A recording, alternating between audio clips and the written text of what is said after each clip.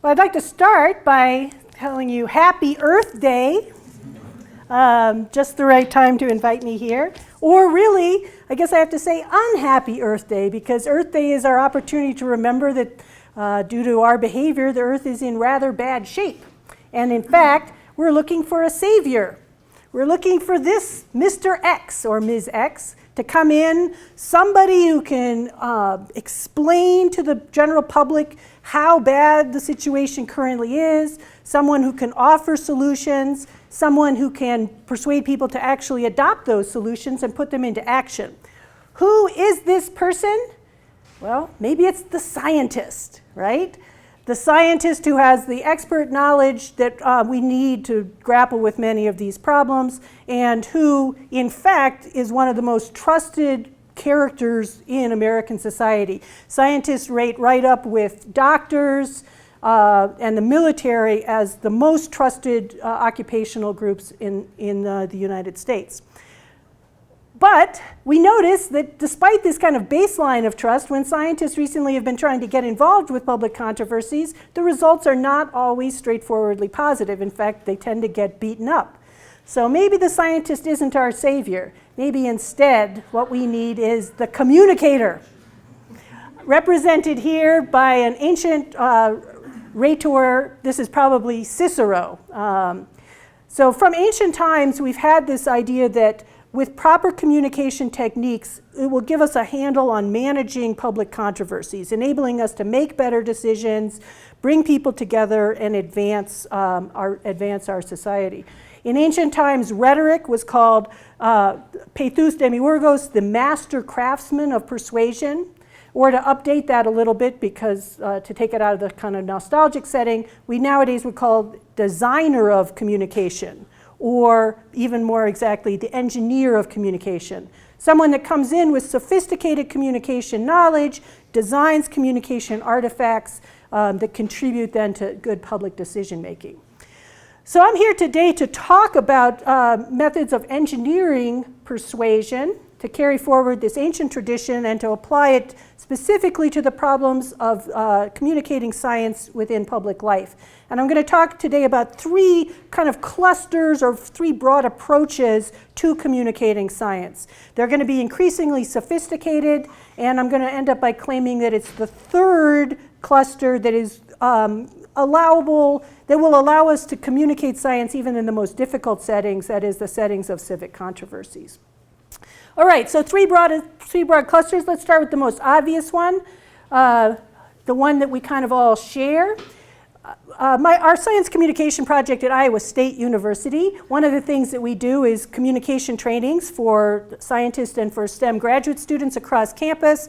We've sent in particular one graduate student out to do communication training and assessment for Iowa State's GK-12 project, which places STEM graduate students in middle school classrooms once a week for a year to represent science, to both enable better teaching of science, but also to make scientific careers attractive to the hardest possible audience, middle school kids. All right, so we have them give presentations to kind of do some assessment of where they're at. And we get slides like this. This is from a graduate student who is dealing with corn genetics and trying to fiddle with the corn genetics in a way that would produce a better feedstock so that we get bio-oil with the right chemicals in it at the end. And in giving a presentation to a group of undergraduates, this was one of his slides. And we can notice, okay, it's a very crowded slide. This chart seems to be drawn from probably his presentation he gave at a conference a couple weeks before. It's loaded with jargon. These are all names of different chemicals. It tells us something about bio-oil, which is probably completely irrelevant to our needs. Like, do we really need to know that it's brown and thin? And we need to know that it's oil. That's kind of like the starting point. So here is a science communicator who has not thought about how to clearly communicate basic information from the expert realm to the non-expert realm. He has not translated his jargon, he's not translated his concepts into more ordinary ways of understanding. Here's a slide that is slightly better from the same group. This is a student in material science who's working on using glass as components of more advanced batteries. So it's working on battery technology. And he does use jargon, anode, cathode, electrolyte, but notice that he explains the jargon immediately and explains it in terms of an ordinary analogy that is a cookie. So he's drawing on knowledge that everyone in his audience is likely to have. Now there's still plenty to say negative about this slide, like why is all this white space? Why not just make everything bigger? You can also question the cookie analogy because our ordinary knowledge of cookies doesn't help us understand batteries better. Like my ordinary knowledge of cookies includes like you twist it and you take it apart. And none of that is, you should not do that with batteries. But at least he's beginning to think about how to translate from the expert realm of concepts to the lay realm of concepts. So this person is going in a good direction. Now this kind of work is the basis of all science communication, but it is only the first of the clusters of strategies that I want to talk about because it has some very severe limits. This is not going to be sufficient. And to understand why this kind of just increasing clarity of information is not sufficient, we need to detour a little bit through psychology. It is broadly accepted based on research programs in a large variety of fields that humans basically have two cognitive systems. We have two ways of processing information. Kahneman and Tversky's work, recently represented by Kahneman in his best-selling book, popularized this idea. We have the fast system and the slow system. The terminologies vary depending on the research program. It could be called high elaboration thought, low elaboration thought, central versus peripheral, but the general contours of the two systems are pretty well established. System one is where we spend most of our lives. It's fast processing, it's not very conscious, it produces instant judgments or intuitions. It's not a result of a lot of intensive mental work, so it's frugal. It's a frugal use of our cognitive systems. System two, by contrast, is what we call critical thinking, and it's what we want to ask our students to do. High elaboration, it requires a lot of work and a lot of fairly self-aware regulation of our cognitive processes. It's analytic, and it's also very tiring and expensive. So, we have these two cognitive systems. Information presented, however clearly, may interface well when people in the audience are thinking. But when people are not thinking, when they're using their system one, when they're approaching the matter from the kind of quick, fast, dirty system one, it may not interface well. It may just completely bounce off because we want something that's, that we can understand immediately. Alternately, system one thinking may pick up certain cues within the presentation and go off in directions that were completely unexpected, causing significant miscommunication. So, although increasing clarity of information transfer is an important goal and is kind of the base for any other kind of communication, it itself is not in a position to really get scientific messages across to lay audiences in an enduring or effective method.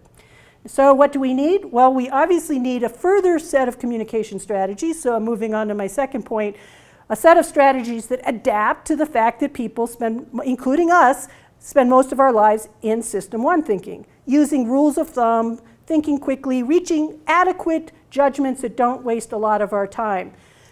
What are methods for adapting? Now, there's all sorts of research programs on this. I'm going to focus on just two, highlight just two that I think are familiar within the renewable energy community and have been proposed to deal with science communication. And those are the strategies of nudging, a broad collection of nudging strategies, and then strategies about the framing of scientific information. So nudging and framing. Nudging became kind of popular on a general level. It comes out of behavioral economics. It became popular on a general level with Thaler and Sunstein's book called Nudge. What is a nudge? Well, we're going through life. We're using our system one to make quick judgments about the information that our environment is giving us. Well, why not modify the environment so that it cues system one to make good decisions, to make the decision that we ourselves would actually make if we were using system two. So nudging is helping people make the decision that they themselves would make within their own values and within their own knowledge if they were thinking, but it's just that the environment is encouraging them in that direction. It's nudging them. Renewable energy, or energy conservation in particular, is a very, within American society, it is broadly supported. The polls show that Democrat, Republican, conservative, liberal, everybody likes the idea of renewable energy or of conservation of energy in particular for a variety of reasons. Either it saves money, lowers carbon footprint, reduces our dependence on foreign oil. And so why not, since we all agree that we want to conserve, let's use nudges to kind of nudge us into conserving. And there's been quite a bit of work on that. I myself was a subject of a nudge experiment done by my university's sustainability team. Everyone on campus was getting weekly emails about their energy use, and the emails gave different information depending on what group you were in. My group was in the group, my unit was apparently placed in the group that was using social norming to nudge us in the direction of better energy habits within our building. I'm in Carver, which will be even more significant in a minute. Okay, so how do we make decisions? Like, how do you decide what to wear when you go to a party? You could reason it out. You could consult Emily Post, or you could just say, well, what is everyone else going to wear? So we compare, we norm our behavior to what other people are doing, to the average that others are doing. So how do I decide how much energy I should use? What's a good or bad amount? I really don't know. But if I find out that I'm doing worse than my neighbors, then I know I need to clean up my act. So this, every week we got something comparing us in Carver with the building called Pearson. And you can see that Carver, if we're relatively saving more energy, we're down there, and Carver was the winner. Now this was, let's say, this part of the experiment was particularly effective because my unit had only 2 years before been thrown out of Pearson, causing a lot of bad blood, as typical of faculty office negotiations. So the idea of walloping Pearson was attractive to many of us. And in fact, my unit won the university-wide Energy Conservation Award for this year due to our good behavior. So nudging, just giving us this information was, a powerful unconscious motivator to shut the computer off, turn off the lights in the lectures hall, and et cetera. Well, this kind of nudge has also been used in energy bills throughout the country. Some bills, are you guys' bills like this? Okay, so you know this. So you get your basic descriptive information about how much energy you're using, but it gets compared to neighbors and the really good neighbors. And then over there, you also get a little signal that's not just descriptive, but actually evaluative, that tells you, oh, you need to improve, or the other two are good with one smiley face, or great, which gets 2 smiley faces. And this is what your electric bill looks like.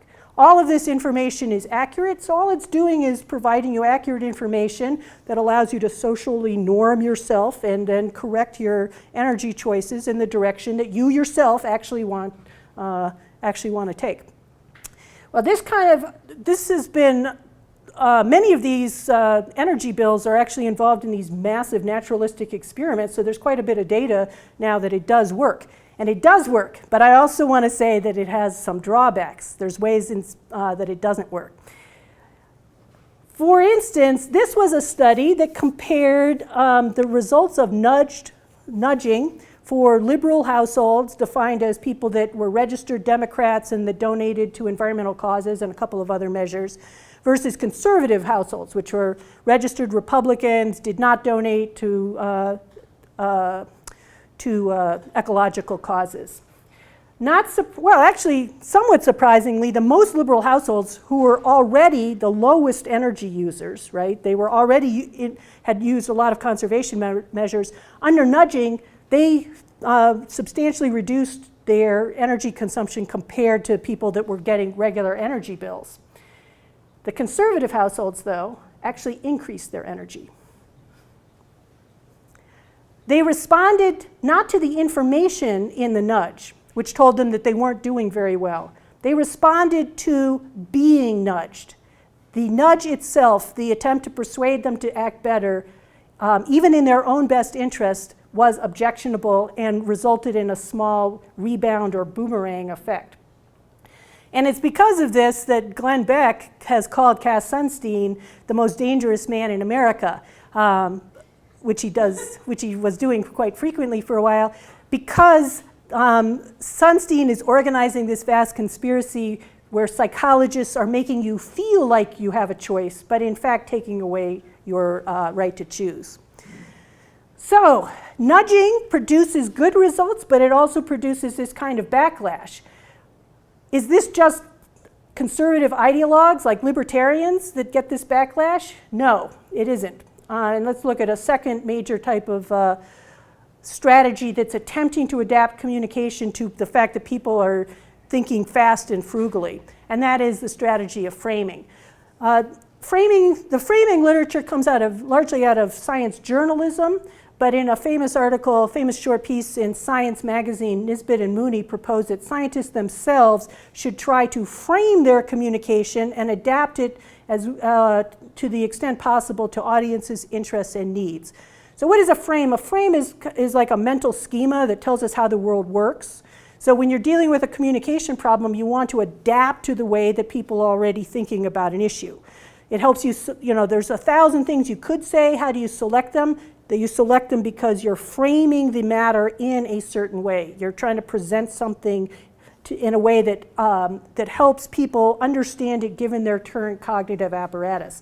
For instance, with climate change, Nisbet and Mooney suggests you could frame climate change as a catastrophe, using a catastrophe frame and stressing the bad consequences. Alternately, you could frame climate science as an uncertainty frame, stressing disagreements and doubts and continued investigations. So scientists should frame the science, in order to get uptake, scientists should frame science in the way that will communicate appropriately to the audience within their current cognitive set. They should they should draw on the framing literature and actively frame their science. An interesting example of the actual effects of framing came to my university just last month with the movie Switch. Now, anybody seen Switch here? Because it's been on campus a couple of times now. Switch is a documentary reviewing current energy prospects, different uses of energy, potential futures for different types of energy. It's co-sponsored by the Geological Society of America, and there's a very large website built around the documentary that has all sorts of additional educational resources. So it's an attempt to communicate the complexities of the renewable energy and conventional energy to the American public, really educate them in a way that will be engaging and equip them to make good choices. And it's only out for a month. I haven't talked to the director or anything, but to me, this movie has a very clear frame that it imposes on the evidence and the information that it's providing. And that frame is the frame of balance. So it goes through every kind of energy, every major energy option that's out there, starting with coal and going down through geothermal. I think it skips ocean energy, but pretty much everything that's on the standard energy menu is covered in the movie. And for each one, the narrator, Tinker, who's a geologist, a significant geologist, I think, in Texas, goes and interviews people that are involved with that energy and develops a kind of pro-con case. So 1 or 2 pro points about how it could work, 1 or 2 con points. And I thought the movie was very well designed. It did get a little slow, but it was a pleasure to watch. When it was shown at Iowa State, we had a faculty panel review it afterwards. And it was interesting to watch the faculty panel because it began slightly negative. And the more people talked, the more negative it got. And then overnight, there was a series of email exchanges that were even more negative. The more people talked about this and thought about this, and I'm talking about leading professor of sustainable agriculture, hydrologist, a climate modeler, person in biofuels development, a broad variety of people interested in renewable energy. The more they thought about this movie, the more they felt somewhat betrayed by the movie. that sentiment has also come out in some of the public reviews of the movie, which thus far have been pretty consistently negative. Pierre Humbert is a climate scientist, and he reviewed the movie on the Real Climate blog. And he was criticizing not the information content, which is, as far as I know, perfectly accurate. He was criticizing the portrayal, that is the framing of that content within the movie. So fossil fuels are portrayed as big and powerful. There's a lot of images of enormous pieces of machinery.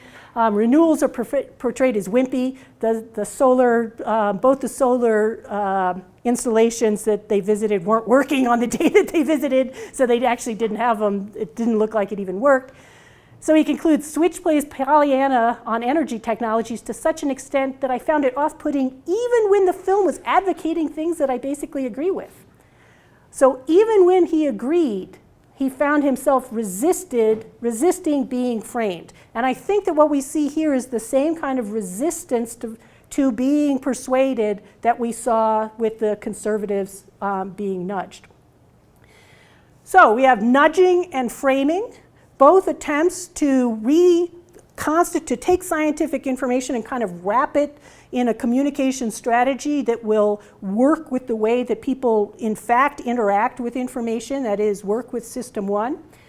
Interestingly, both of these strategies are often cited as ways of depoliticizing the information, like taking it out of the controversy and just getting the information out there without a lot of distortion. So nudging, in Thaler and Sunstein say in their book, nudging, they characterize it as a third way, right? Not Democrat, not Republican, a third way, a middle ground that avoids unnecessary polarization.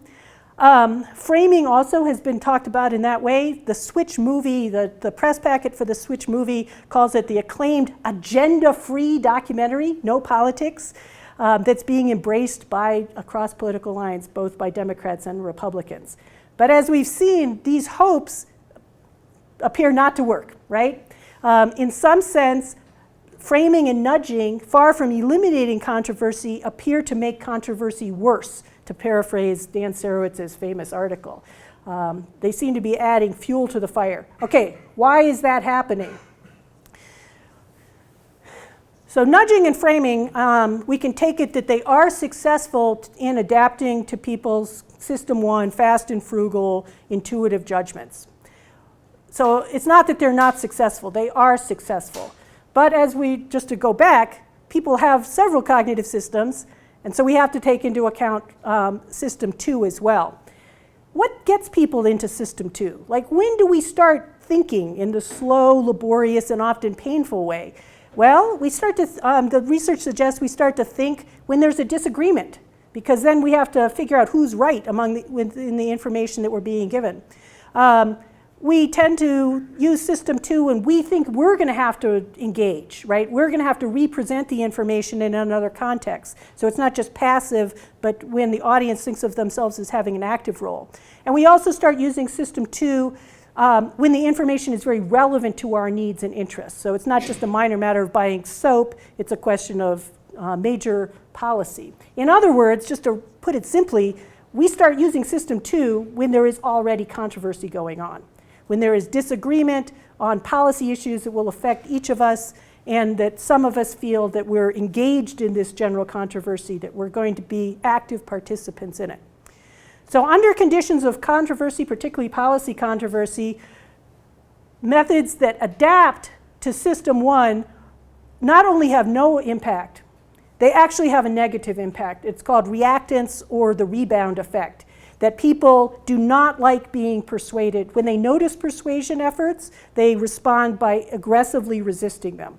And this has been found, for instance, in messaging teen alcohol messages, like, don't tell me not to drink, I'm going to go drink even more because of that. And we saw it both with nudging, and I think that we saw it also with the response to the movie, The Switch.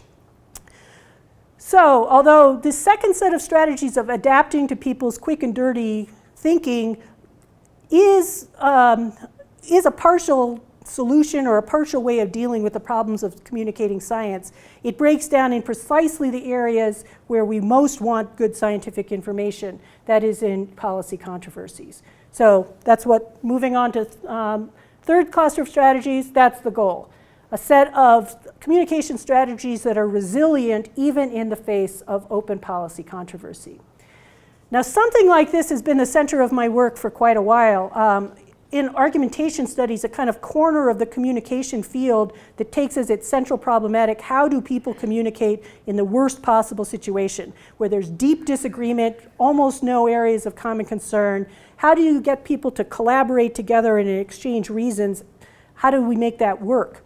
So argumentation studies, we also draw on a speech act literature, and we're cousins of a set of economic approaches to human behavior as well.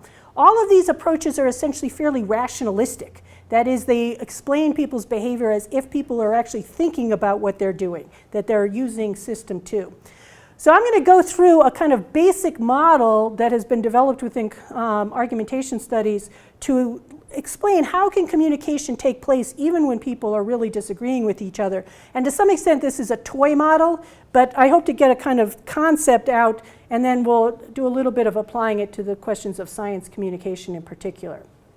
All right, so toy model asks you imagine something. Imagine that you're the lord of a small medieval country. And your country has been fighting the neighboring country for generations after generations. That's not a very beneficial state. And so you want to get together. You've decided unilaterally you want this war, endless war, to end. Well, you can send a messenger to your neighbor country and ask them, okay, I'm willing to have peace, how about you? But what's the most likely thing? That's just going to kill the messenger, right? Why should they trust a message? So you think, what can I do? Well, how about if I offer my oldest child as a hostage, right? So they get my offer of peace plus my oldest child. Is that going to make the communication more trustworthy? Yes. Obviously, the enemy can now has a sense that you have strong incentives not to break the peace treaty, right? You're going to obey, because if you don't follow the peace treaty, your kid is going to die. But moreover, even without thinking about the future incentives, merely the fact that you were willing to offer a hostage suggests that you must really be serious about offering peace. The audience, the enemy country can reason, he would not offer a hostage. He would not engage in that kind of risk. He would not voluntarily undertake that risk unless he was really serious about what he was saying. All right, communication that requires people to exchange children is like a little too cumbersome as a normal communication device. Although it might have interesting effects on population control. But so that's cumbersome, but there's a basic logic here. Let's see if we can design a method of communication across disagreement and diverse interests that's a little bit more lightweight. For instance, what if you're trying to sell a car, a used car that may be a lemon? You as the salesperson have some information about whether this is a good car and it was really driven by a grandmother, or whether it is a complete clunker and it will fall apart about a week after you sell it. You have that information, but it's very difficult for the buyer to confirm that information. So we have an information asymmetry situation going on here. You can vouch for the car all you want. Oh, this is a great car, this is a lovely car, but it's unlikely that the buyer is going to believe you. Why should he? Talk is cheap. So what you need to do is make talk more expensive, and you can do that by doing things like, familiarly, offering guarantees and warranties. So you offer a guarantee that if the car breaks down, they'll get their money back. Or you offer a warranty that you'll fix the problem, any kind of problems with the car. Now this does, again, two things. First of all, it means that the buyer of the car can feel assured that in the future, if a problem arises, it's not going to be all that bad for them. But it also means that right now, the buyer actually has a reason to trust your communication about the car. And that reason is you as the seller would not undertake that expensive and laborious guarantee unless you were pretty confident that you weren't going to have to do anything. You're not going to undertake to lose a lot of money unless you're pretty sure that you're not going to lose a lot of money and that the car is a good one. So offering the warranty not only protects the buyer in the future, right now it gives the buyer a room for trust. All right, let's move on to offering guarantees is expensive and cumbersome, so let's move on to an even more lightweight version of the same strategy. And that's a version that, according to one account in Speech Act theory, underwrites the trustworthiness of anything that we say, whenever we say something seriously. So you're exchanging information with a friend, you have a particular piece of news, like it's going to snow 14 inches tomorrow. Why should they believe you? Why should they trust that communication at all? You could just be, blowing the breeze or whatever. Why do they trust you? Well, if you say something seriously, you're taking responsibility for what you say. You're committing yourself to what you say. You're backing what you say by your reputation, by the ongoing friendship that you have with the person that you're talking to. And so again, this allows the person you're talking to reason, well, she would not risk my resentment. She would not risk the fact that I'm going to break off communication with her and never talk to her again, unless she really was serious about what she said. Unless she really meant it, she'd done a good investigation and sincerely believed that what she said was the truth. Okay, so 3 toy models, but although we're inching towards reality in this one, they all have this same kind of pattern involved.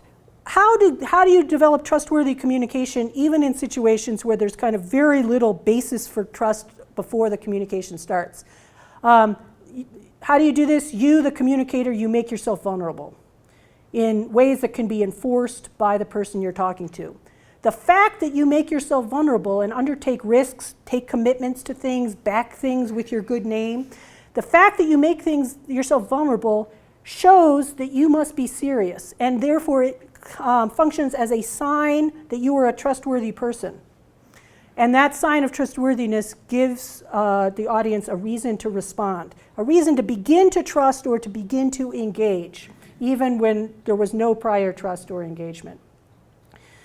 All right, this kind of core strategy, something that links undertakings of vulnerability with giving people a reason to respond, even in the face of disagreement, has kind of been the basis of my work in argumentation studies. And I've taken it in a variety of directions. But in the last few years, I've been particularly interested in extending this basic account to look at problems of scientific authority, advocacy by scientists, advice by scientists in the public realm. Because the gap between scientists and lay audiences is a vast epistemic gap. I mean, the knowledge gap is such that it'd be very surprising that communication can take place at all, backed up by the fact that when scientists are communicating in policy settings, they're encountering settings where disagreement is deep and permanent. So this kind of, I think that this kind of account has a lot of promise in dealing with fairly specific questions of science communication. And I'm trying to develop, this is a general account, I'm trying to develop much more specific and data-based models for the communication of science and policy settings. This model has also been the basis of our project at Iowa State that NSF has funded in science communication education. We're attempting to develop a set of materials that not just introduce scientists to the need to communicate clearly, but indicate the need to have a very strong sense of your role and the limits of your role. We call it communication ethics, because it's a theory of how scientists ought to be communicating, and we're trying to develop materials so that this can become part of communication education for science students nationally. All right, that's the basic idea. Let's go back to the scientists and just let me give you a few ideas about how to make science communication more trustworthy, even in situations where there is substantial disagreement and controversy. So it has to do with undertaking vulnerabilities.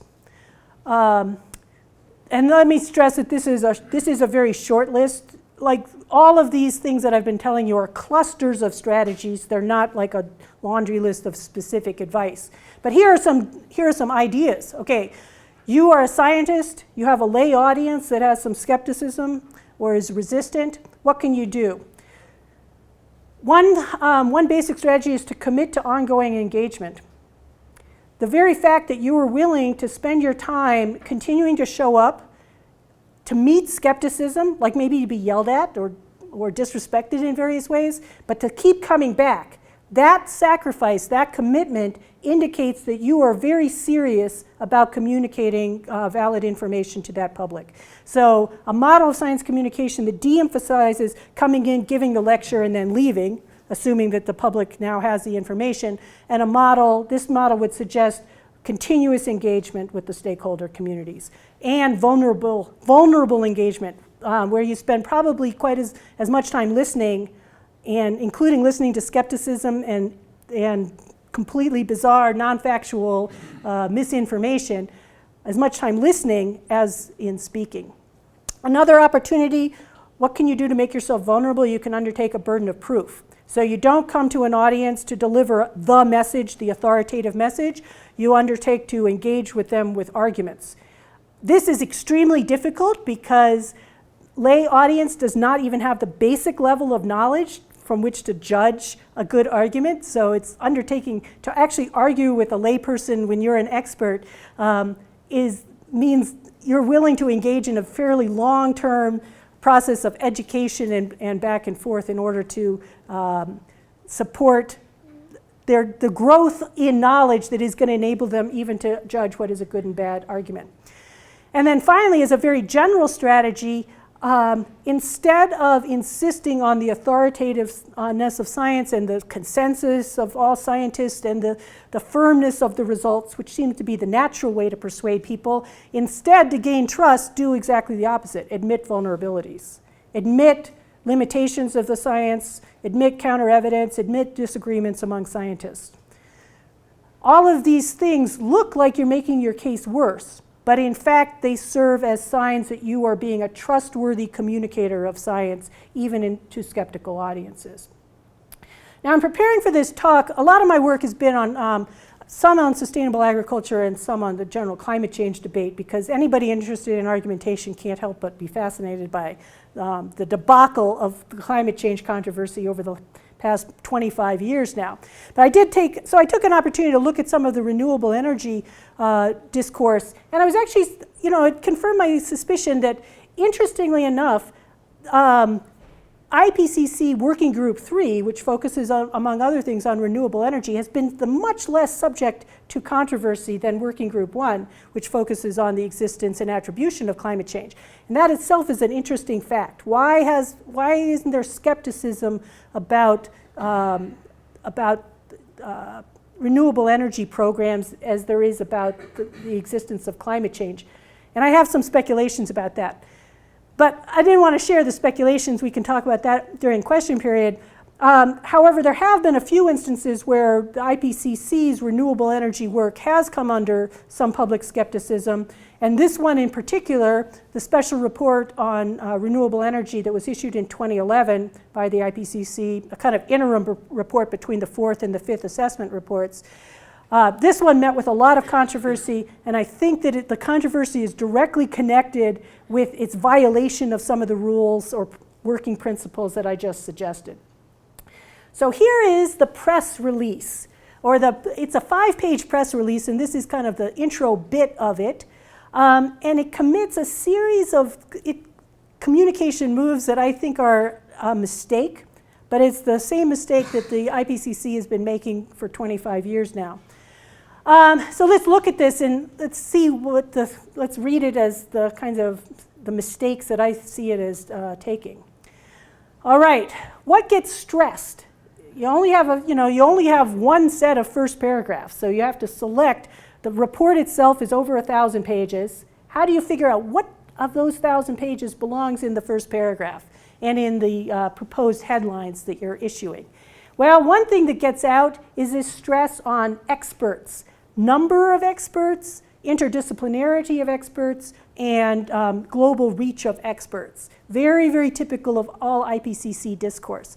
So immediately, IPCC is framing this work as the product of expert scientists, people that know things that other people need to listen to. It also stresses throughout the introductory paragraphs a very optimistic potential, uniformly optimistic potential for renewable energy. So the lead is 80% of the world's energy supply could be met by renewables by 2050. and then quantifying that with an enormous number of gigatons of carbon dioxide that won't be released, quantifying the atmospheric, how much carbon dioxide we're going to end up in the atmosphere, only 450, which strikes one as relatively low, and that will hold the global temperature below 2 degrees. So we have scientists saying that there is a very optimistic case to be made for the potentials of renewable energy, and that this case can be fulfilled, that we will be able to get this future if it is backed by the right enabling public policies, according to the report. So we have scientists, a high number of scientists, a very effective program, and policy in a linkage. To me, this appears to be a fairly clear assertion of scientific authority, right? The emphasis is on the scientists as the speakers, the results that can be achieved. We don't have any doubts or qualifications in here. And then the need for policy, then now it's up to the policymakers to take this firm foundation for action and make it real. The one little bit of hesitation comes here, where we finally find out that this is just, all of this reporting is just from the upper end of the scenarios assessed. So this report, which appears to be the report of the entire, a summary of the entire 1,000 pages, is actually highly selective and just based on the upper end of the scenarios. It's not until page 3, surrounded by a very large amount of quantitative verbiage, that we find out that the lowest of the scenarios sees renewables accounting for only 15%, not nearly 80%, but only 15% of energy use in 2050, which is only slightly above what we currently do. So the pessimistic scenario, the report itself was very well balanced, had optimistic scenarios, pessimistic scenarios. The press release, massive focus almost exclusively on the positive scenarios, bearing the negative scenarios later. The press release also does nothing to define, for the public to define the keyword scenario, because a scenario is not a prediction or even a projection. It's a plausible imagination of how the future could go. And reading this, that would be hard for a lay reader to understand. So this report stressed the firmness and authority of science, tried to send the scientific message tried to make it as invulnerable as possible. That predictably, according to my view, produced the opposite reaction, because people are looking for reasons to trust, and we don't trust used car salesmen who tell us who have a lot of verbiage about how great the car is. So Mark, for instance, some of the pushback was within the environmental community itself. Mark Linus, a British environmental activist who desperately wants to see massive change, thought that the way that the press release, the verbiage of the press release, that's what got circulated in the public sphere, not the 1,000-page report, the verbiage of the press release actually undermined the cause that the scientists were attempting to support.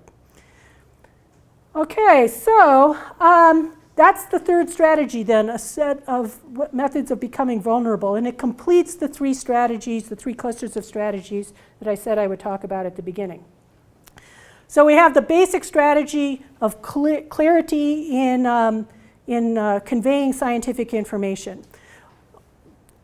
This is inevitable. I mean, this goes without saying, and it works well when people are really paying attention, like if you're talking to a bunch of investors, for instance. But in general, it is not going to be an effective method of getting scientific information out to circulate within the broader public sphere. Second, we have the strategy of adapting to people's actual cognitive workings, right? Adapting to the fact that they're going to be thinking about these things using rules of thumb and heuristics. They're going to be thinking in a fast and frugal fashion. Now here, you provide accurate information.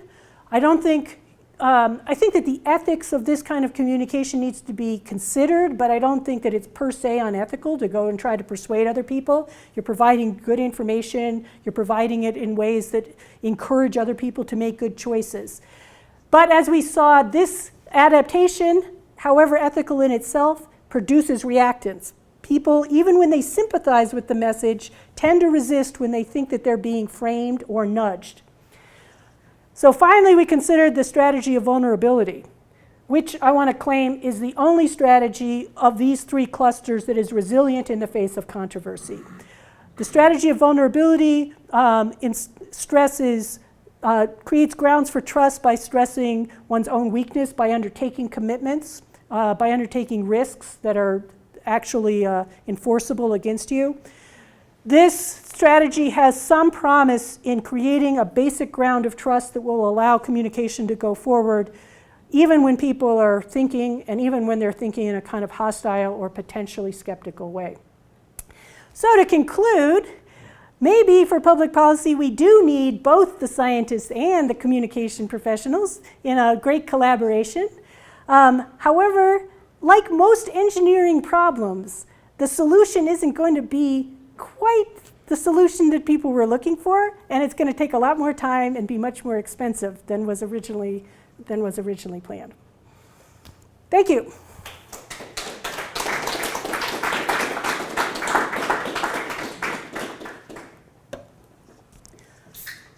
Questions? Bob? So I'm having a hard time distinguishing the third strategy, vulnerability, from framing.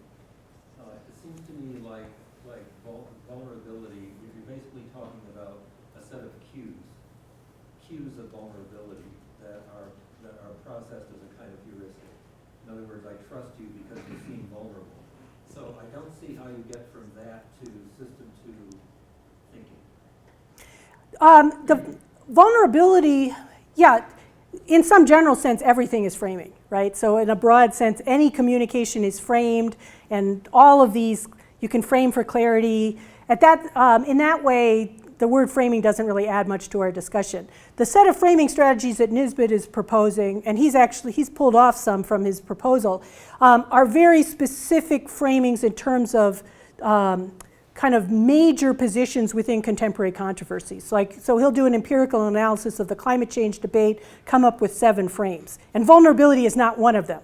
So at least on that basis, what I'm saying differs from his research program. But I think that there's a deeper difference as well. It has to do whether explaining what you're doing in communication destroys the communication or supports the communication. If I'm talking with you and I tell you, I'm framing my information in the way that I think is going to be maximally effective for you and will be most powerful given your particular set of values, is that going to make my communication more persuasive or less? It's probably going to make it less persuasive, because why should I be messing around with your value set? So the Nisbet kind of framing, if it's noticed, it gets worse. The vulnerability framing, by contrast, if it's noticed or even stressed by the communicator, it gets better. Like I can say, look, why should you trust me? It's because I am committing my reputation behind what I'm saying. And not only that, let me make it even more explicit. Like if what I'm saying now isn't the case, here is a letter of resignation to the Iowa State, and I'll give up my professorship and never teach communication again, and I'll give you that letter. So that I can make my communication more trustworthy by explaining what I'm doing. So it satisfies system 2.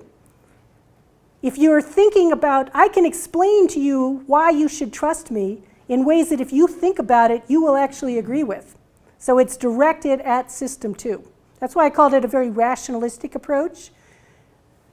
It's communication where if you explain what it is you're doing, the communication itself becomes better. It doesn't succeed by being hidden, as a lot of persuasive efforts. Gene, could you talk about the practical challenges of trying to train young scientists to give up their investment in authority, to embrace vulnerability? Okay, the NSF, I don't have a large base of experience, so it's going to be anecdotal because we're in 6-month period of our NSF grant, and we're just beginning to trial some of our materials with students. I think that these normative issues in science communication, they are not they're not talked about publicly very much, but within science communities, they are well understood, and I think that there's a lot of talk about them around the water cooler type of talk. For instance, scientists do accuse each other of hype, or do accuse each other of impermissible advocacy, right, within the scientific community. So one of the jobs of our project is to go in and do a bunch of interviews and try to get out some of this talk where scientists themselves, so it's not my model that's coming in and producing the materials, it's the scientists' own discourse about what they're doing. And I do think that they blame, there's an increasing amount of discourse within the scientific community, for example, about the need to communicate uncertainties, how to do that technically, because words like risk don't mean the same thing in expert and lay terms. The word uncertainty means something different in public discourse versus in expert discourse. But I think that conversation is going on. Now, do they talk about it directly in terms of my model? No, but I am convinced that the two things will resonate together. So I do think that there is discourse and concern about these matters out there in the science community. Yeah. Just curious, working off your last statement, that it's going to take time and money to bring these models to bear. And I was wondering if there's any economic projections, either prospectively or retrospectively, in terms of doing this or not doing this. You convinced me that retrospectively, 25 years of IPCC reporting, they fail on many occasions to sort of grasp what you're going for as a strategy, then that's an economic and social burden of enormous capacity. And then prospectively, that's kind of where you're going, there might be some difference between past and future. I know economic forecasting is voodoo, but I'm wondering if there are any economic projections based on what you're talking about. No, but then we need an economist in the collaboration. That would be an interesting idea to quantify the economic losses due to poor communication. Our sense, independent of economic losses, it's just painful to see the nation's very successful and expensive science not playing the role within policymaking that it should be. Now, I'm not claiming that nothing I've said here indicates that science is going to solve the problems, but scientific information, scientific results, and scientists have a very key role to play in the political process, and it's not happening. So, yeah, Marley. Sorry, kind of a convoluted question, Jane, but I'm going to run it out anyway. So I'm worried about the notion of scientists almost being like taken hostage, given over the letter of resignation. That's a lot of the vulnerability or risk burden is being placed on them in a context which we already know, particularly around issues of global warming, is highly, highly politicized. And it's been politicized for as long as IPCC has been putting out its reports with a lot of money at stake. And so where's my question going right here? I wonder if you can talk into the request to place that kind of communicative labor on scientists when you might just think about the climate gate and what happened to the people at East Anglia. And some of those people, Phil Jones?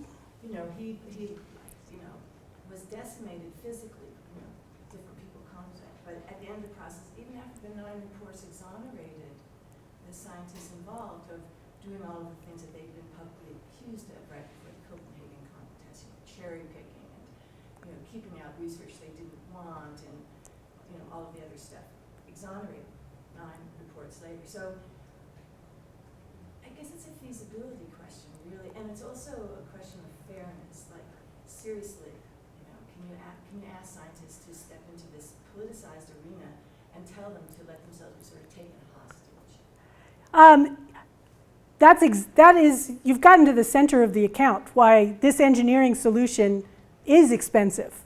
Because if the risk is not a real one, you're not producing evidence that you're trustworthy. You have to run a real risk.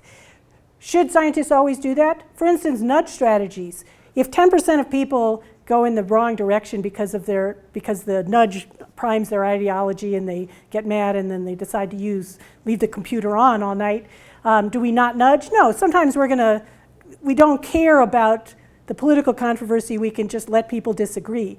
But if that is ongoing, then we don't have any political advancement. So what we need to do is find controlled roles. I mean, a lot of my work would be fairly specific roles where scientists undertake fairly specific risks. So it's not the risk of, losing your career, or in Michael Mann's case, being called before Congress, being sued, having criminal charges potentially filed against you. Yeah. Well, so ways of controlling the risks that scientists undertake so that they're undertaking enough to be trustworthy even to skeptical audiences, but not undertaking so much that it's suicidal. And also let's say that this is the job for science as a whole. It's not a job for every individual scientist. So scientists as a whole need to make sure that this kind of work is getting done. I mean, to me, one of the experiments, kind of ongoing experiment, is Judith Curry's blog, where she has committed herself to open engagement with people of all sorts of opinions. And I'm trying to get money, but I think that to do a kind of discourse analysis of the comments in her blog, but my perception is that she has gained the trust of a broad variety of people within the policy debate, including skeptics. People that disagree with her vision of climate science still respect her as a person and are willing to read her posts and show up on the blog. And that itself, that is so much more engagement that we've had on the climate issue than anywhere else. So more experiments like that would be the direction, not holding scientists up for crucifixion by people that take no risks themselves. I don't know who's the most enthusiastic. We can work backwards. So looking at your equation here, and much of the presentation has been focused on how scientists communicate. I'm wondering if there's not even a more prominent individual that needs to be added to this. I don't know what the category would be, but the people who are actually doing the promoting. It strikes me that your average rank and file scientist, that person on the left, is not the one who's writing the IPCC report, is not the one who's testifying before Congress, is not the one who's on the cable news programs. There's some other more visible, whether it's a person who is trained as a scientist and now is kind of the mouthpiece, or somebody who's the executive director of some nonprofit advocacy organization. Like the quote you said in response to the report that you showed with the pick mark, I forget his last name, it seemed to me that most scientists kind of get this, that the vulnerability and the uncertainty, it's the popularizers, the PR representatives that are the real problem. Maybe that's too strong. Well, the real people in need of education. So how does this, it seems like most of your average scientists would nod along and say, here, here. It's the people doing the actual communication. How we might add to that equation. In the chart that we, our little infographic that we put in grant applications, we have a chart with like 6 major actors that are involved in the science communication system. And you're right. It used to be science journalists, but that is gone. So that the professional environments for science communication is in a massive state of flux. And actually, this university is well positioned to be out in front of that. In other words, to assess the upcoming science communication career tracks that people have, and to train communicators, professional communicators, to go and be the professional communicators in between the scientists and the public. For instance, there is a totally new career that is burgeoning and is completely invisible, and it's the lab PR person.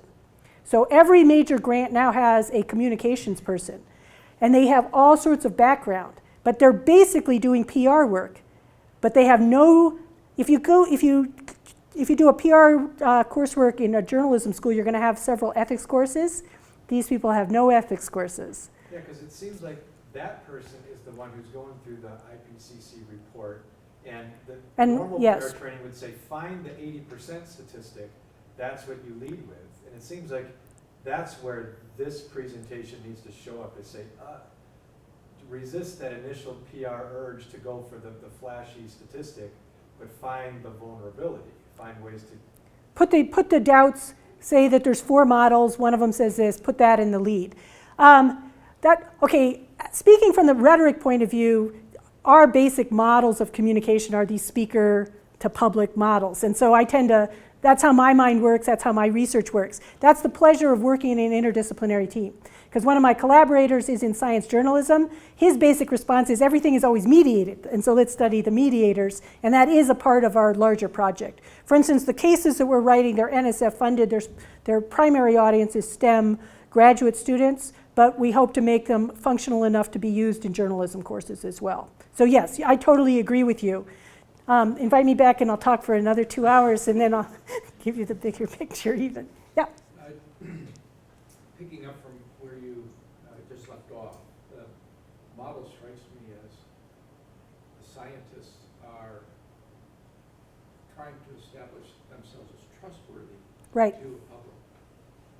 But if this is going to move forward in terms of policy, and it seems to me you're going to have some kind of collaboration in terms of action, and that means that the people on the other side have to be trustworthy as well.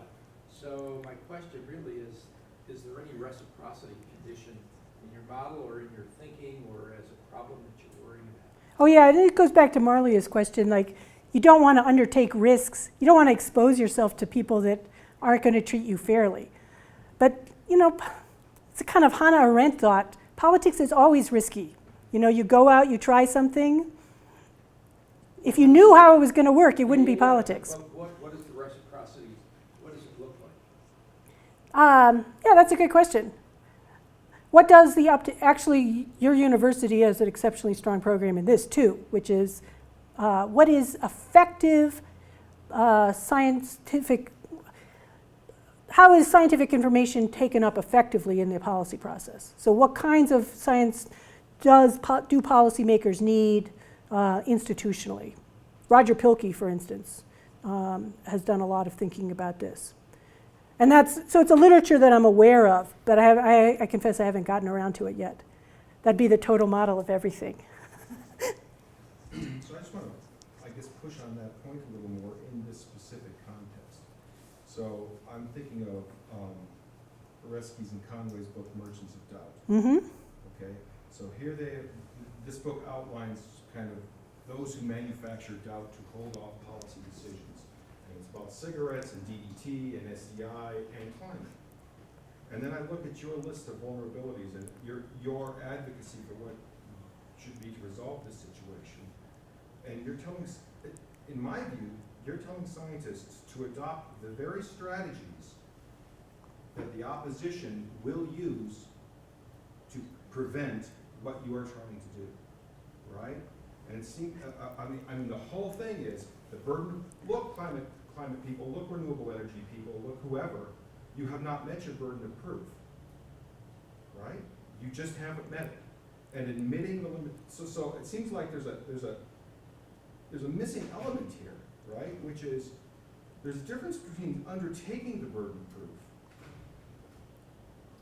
What's missing is we need a good outline of when the burden of proof has been met and it shifts to the other side. And in that context, the IPCC press release makes a whole hell of a lot of sense to me. I mean, there's one thing to saying there's limitations in our knowledge, right? That's fine.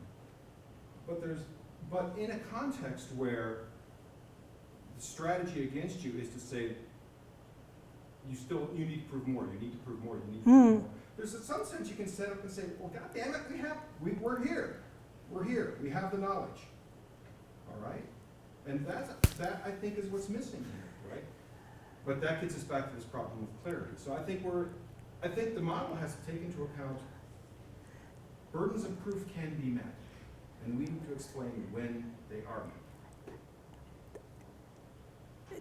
I have a lot of criticisms of Oresky's work, okay? But that's a kind of diversion from what we're getting here. So let me just ask you to imagine, we're definitely caught in a negative feedback cycle where the people who are skeptical of climate science produce controversies and doubts where there really aren't much. And scientists in response become increasingly insistent and authoritative. That is, claiming less and less doubt. But since there's always scientific doubts, that actually just opens up more avenues for the skeptics to question. So we're in a negative feedback loop that is not driving public discourse in a good way. Can we imagine a way out of this negative feedback loop?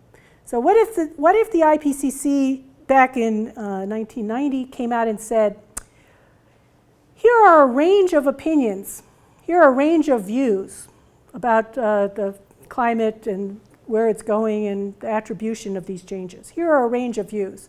Some scientists say this, many scientists say that. So imagine then a skeptic gets up and says, well, some scientists disagree with you. Yeah, then you respond, yeah, they did disagree with me, that's what I said. The report said that there's disagreement within science. So to me, when scientists insist, there is such a thing as scientific authority. But when scientists insist on scientific authority in a matter as complex and as global in scale as climate change or renewable energy in 2050, when they claim to have the authoritative answer, all that does is feed skepticism. It doesn't diffuse skepticism. Not in all cases, right? There's lots of cases where we are perfectly willing to defer to scientific authority because of scientific consensus. I don't know anything about benzene in water, but I'm glad you guys do, and I don't hear any controversy about the claims that benzene is bad in the water. Yeah, but notice that benzene in water and the entire ecosystem of the Earth, the entire physical system of the Earth, and the social system of the Earth, right, that's connected in 2050. So under what conditions can the burden of proof be met so that you could make claims about this? What I'm suggesting is actually that scientists take a lower burden of proof. They will have a lower degree of authority, but it will diffuse skepticism because scientists will be able to say to skeptics, yeah, we're skeptics too. There's diversity in our community, but we still believe that this is our, we report the full range of opinion within the sciences. We report the one that, after our assessment, we believe is the leading one, but we don't try to claim that it's the only one. I don't know, it's a counterfactual experiment since scientists have not been doing this. The IPC has not been doing this. So undertaking a smaller burden of proof may be a success strategy when a larger burden of proof becomes impossible to meet.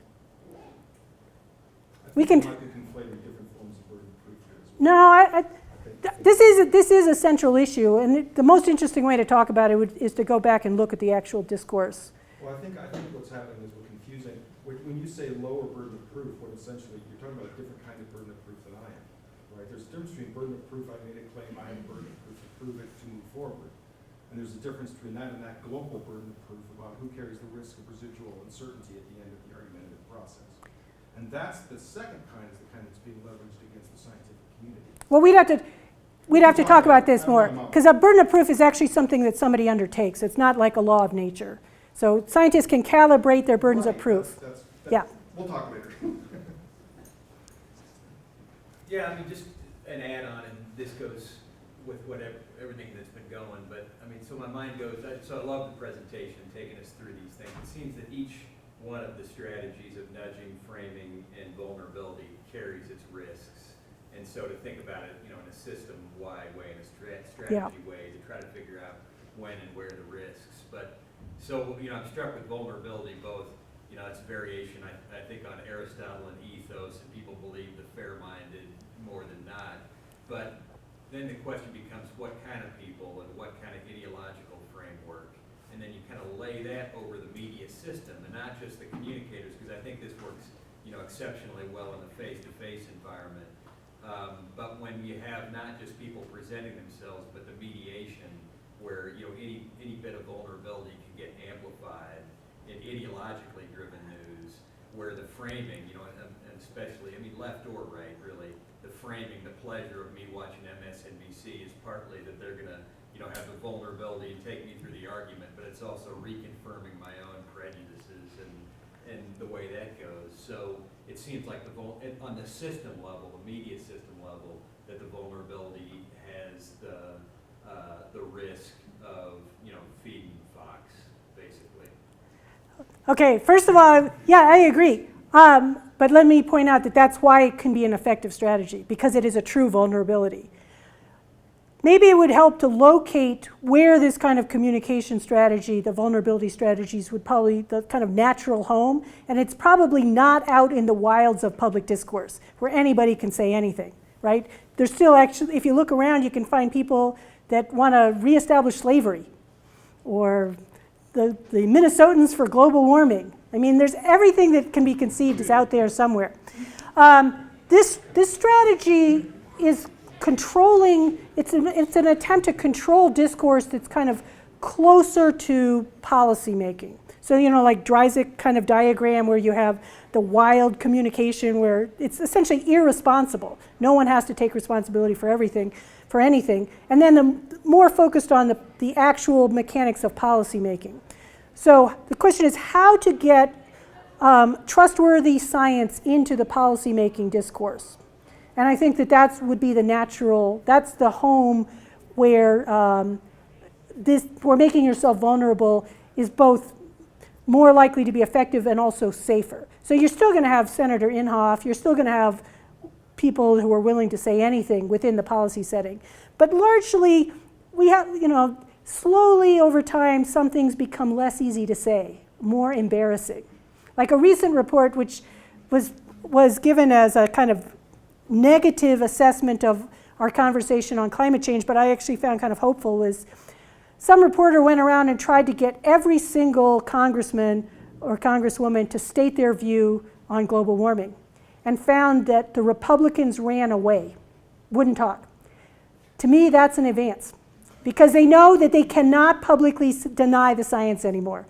They can run away, they can try to downgrade the issue, not say anything, but that slowly the general consensus that climate change is occurring has become so broad that to speak against it is a little bit shameful and embarrassing. And so as a politician, you run away.